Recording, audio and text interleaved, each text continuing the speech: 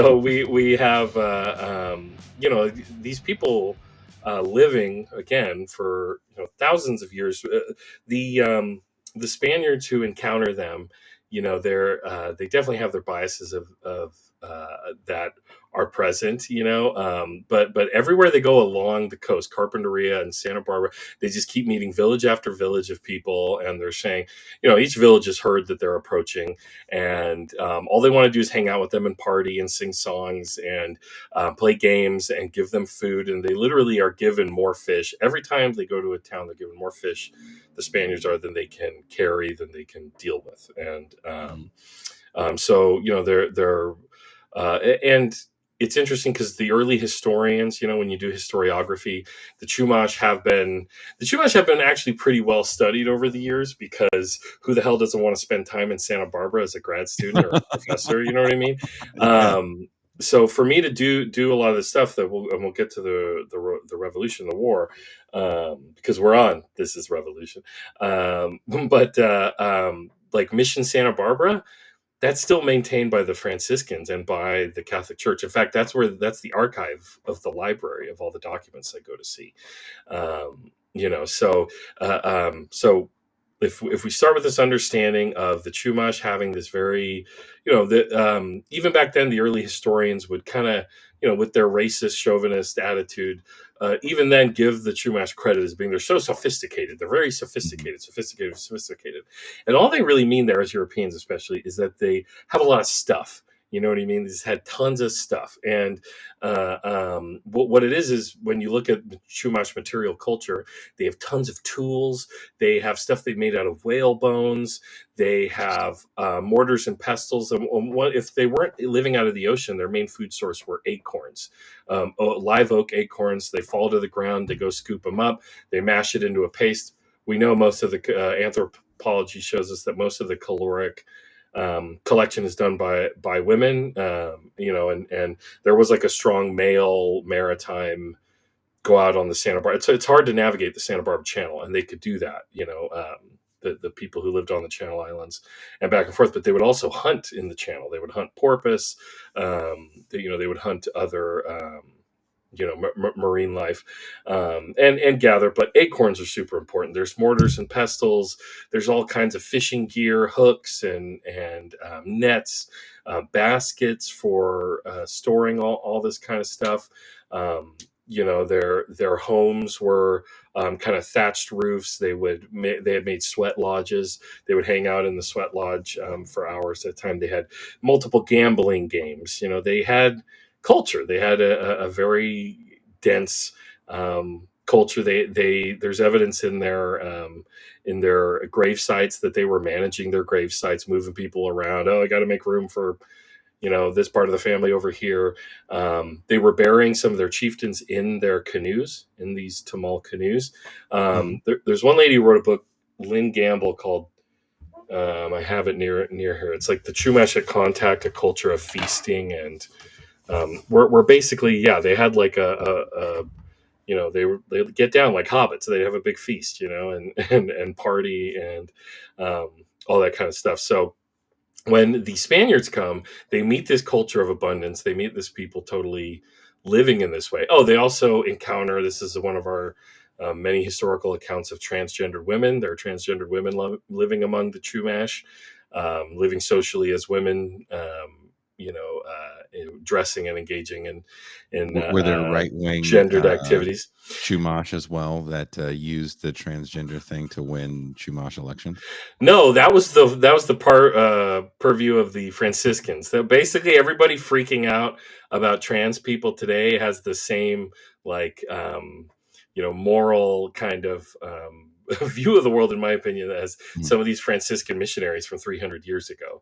So they get here, and we get a lot of these cultural observations about the Chumash. They don't honor marriages. They don't, they're fornicating like crazy. Somebody does a dance where they defecate. Somebody does that. There's just they're culturally they are shocked. Of course, they're always, but that's part of how Spanish colonialism viewed indigenous peoples as savages, as barbaros, as they would say in Espanol. They're barbarians. And their attitude was very much that these people are like children. Either they're dangerous barbarians or they're stupid little children, and we're here to teach them Christianity and show them the way, right? So the first missions are formed in California in late 1770s, early 1780s. Mission San Diego is one of the first. Within its first few years, it gets attacked. There's this huge attack where just one evening, hundreds of the indigenous people come over the hill. Ah! They set the thing on fire. They beat Father Jaime to death. I think they cut part of him off and shoved it in his mouth, if you know what I mean. Like, it was metal. Like, imagine me and Jason in the back with our electric guitars. Da, da, da, da, da, da, da. It's metal as fuck, dude. And it's important to know that when the missions start, okay, they're dotted along the coast of California. They don't just exist on their own. The Franciscans are they don't just. There's movies that depict this, like a monk goes into the rainforest and sings a song with a lute or whatever, and all the people come and gather around him, all doe-eyed and everything. Right? That's part of this romanticization of Spanish colonialism and the mission system. The missions could not survive on their own. Nearby Mission San Diego was the Presidio, and in Santa Barbara we have a nearby Presidio. In Santa Cruz or in Monterey, which was the capital of the state government in Alta California, you have a Presidio. A Presidio is a fort. It's a military establishment. That's where the battalion is, the batallon. That's where your local kind of municipal authority is. Each mission has or not each mission has a Presidio nearby, but when they start forming new missions, Mission San Luis Obispo is formed before Santa Barbara. When Santa Barbara is formed, a Presidio is put there. They need a military nearby, and every mission has soldiers at the mission. And basically, the way the mission works, you have to get there, you have to build it. But the way the mission works is it has a church, but more importantly, it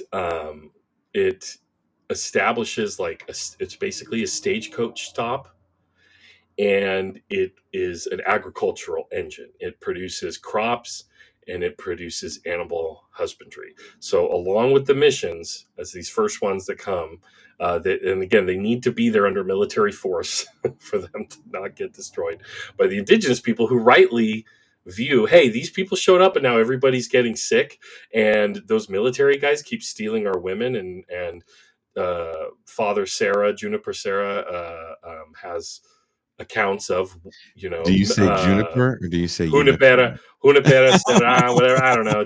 If you're from where Whatever. I'm from, you say Jules, junipero. If you're from where I'm Junipero. from, Let's call him Jules, right? Jules. So Okay. yeah, so he has an account of military literally lassoing an indigenous woman and assaulting her, and that was commonplace. This was commonplace. So when the missions are established, a lot of indigenous people, if they most do not want to join the mission. They don't want to go to the mission. They're intrigued by the mission, and the missionaries did all these things to entice people to get them. They appealed to their material interests. It's interesting. In Santa Barbara, there's one scholarly article about a father who put out an order for like more than 1,000 sewing needles. And why would they need 1,000 sewing needles in Santa Barbara? And it was specifically because the Chumash had a shell bead currency, and they had an industry of stringing those shell beads onto a line and having, a beaded, having their beads on a string. And so they used those needles as a drill. And so that was a way they could bring the indigenous people to the mission. Now, a few things start happening. First of all, if you agree to enter the mission and become baptized, Mm-hmm. gotcha. They got you now. You have become indentured to the mission. The missions are like a feudal institution. You're indentured serf now. You belong to the mission, and your labor is bonded to the mission. So, this is the thing. Like in the historiography, There's debate on like why did indigenous people go to the missions? Why weren't they all attacking the missions? There's one historian, I think it's Hackle. He's also cites there's indigenous activist historians like Edward Castillo and others. Castillo was at occupied Alcatraz, but they say, or Hackles looks at what indigenous people were going through, the biological onslaught, the the illness, the sickness that decimated indigenous populations, like into the 80 to the 90 percentile, right? Now, Like some historians say that there was a drought that also took them out, and there's other ones that counter that the Chumash actually knew how to navigate droughts, as droughts had happened over the time that they've been around. Yeah, so those scholars were trying to say that 1824 happened because, partially because of a drought. The Mhm. Chumash again survived in this area of California for thousands and thousands of years. This area is prone to drought. It has a Mediterranean climate. They had all kinds of ways of dealing with that. What happens when the missions? So the missions start with just a few, then they start to fill in. So here in our area, we had Mission Santa Barbara on the coast near Santa Barbara. And then after that, they formed over the mountain range Mission San Ynez, Mission La Purísima. This is where the rebellion actually happens in the constellation of these three missions. So, like, one mission begets another, begets another. You know what I mean? Mhm. So they would kind of spread. Now, one mission could have as many as 10,000 heads of cattle on it. Thousands of heads of sheep and goats and pigs. Now, as soon as those numbers start growing and the mission is at least having success with animal husbandry, all of those animals, there's no barbed wire, there's no fencing out here along these hills at the time. So all of those animals are roaming and they're gobbling up every acorn that they find on the ground. They're completely disrupting the natural food scape of the Chumash. And then on top of that, all the Chumash are getting sick from these communicable diseases. And this is a pattern again that happens across Latin America, Central America. For whatever reason, this area has a more hospitable climate to like wine. We have like Mhm. the Central Coast wine country, like Sideways. Franciscans are making wine. They're also, but again, who's doing all the labor here? It's the indigenous people. So part of like when this rebellion gets going is like, who knows how to rig the horses? Who knows how Would to you call this a rope the slave? horses? Would you call this a slave revolt? So this is okay. So I've studied slave revolt. I've read with one of my teachers, and this is really interesting. There's a bunch of really good books about slave revolt. Read Tacky's Revolt. Read Blood on the River. That's about that's an amazing story about a slave revolt. Is get out of here, cat. Is what was done to the indigenous people of California in the mission slavery? According to them, yes. According to some of the indigenous people I've heard talk, they say this is pretty much slavery. Were we chattel slavery? Were we commodified in the same way? No, not exactly. There were certain things about it, like the Franciscans had a thing called paseo, where you basically had a pass, like you could Mhm. go off into the country and see the people who still lived in the villages up in the mountains, but you were expected to come back. So there are things that certain historians point at and they go, "That's not slavery. When do slaves ever get to have a pass, have a vacation?" You know what I mean? And so there's these other, that there's these narrow. I mean, but to me, it's part of I Spanish mean, colonialism. It's a feudal was feudalism slavery? it looks different. Like we've talked about the enslaved Native Americans on this show Yeah. before, as people got very. I remember people got pretty angry in the chat, but it's Yeah. a thing that happened. It happened for a lot longer than people would like to assume it happened. It definitely is going to look extremely different in California than it's going to look, let's say, in the South, because you don't